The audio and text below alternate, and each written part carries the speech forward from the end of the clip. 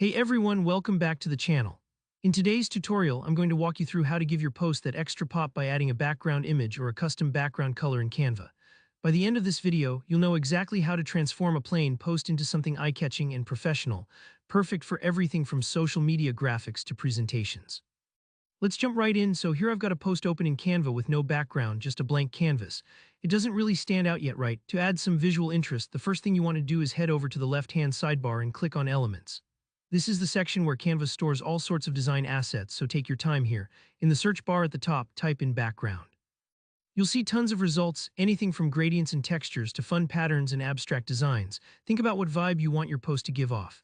For example, if you're highlighting a relaxing quote, you might want a soft gradient. But if you need something bold for a sale or announcement, an energetic pattern could work great. Once you spot a background you like, adding it is super easy. Just give it a click and it'll appear on your canvas, or you can even drag and drop it right where you want it. Now here's a little trick that makes the process smoother. Right-click on the background you just added and choose Set Image as Background. This makes sure your background fills the entire canvas, leaving no awkward white borders or empty space. Take a breath here and look over your design. Canva lets you resize or reposition the background if you need to, so play around until it feels just right. Sometimes you might notice the image covers up other elements. That's normal. If you need to reorder things, just use the position options at the top.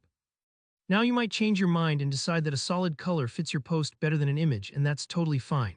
First, you'll want to delete the image background you just added. Just click on it and hit the delete button. Don't worry, you can always undo this if needed. Once the background image is gone, click anywhere on the white space of your post. At the top of the Canva editor, you'll see an option called Background Color. Click on that and you'll get a palette of colors to choose from.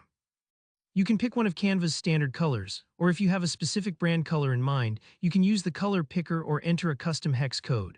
For example, maybe you're creating a flyer and you want the color to match your company's logo for that extra touch of professionalism. And that's really all there is to it. You can now swap between background images and solid colors whenever you want, giving you the flexibility to create a post that's exactly right for your needs.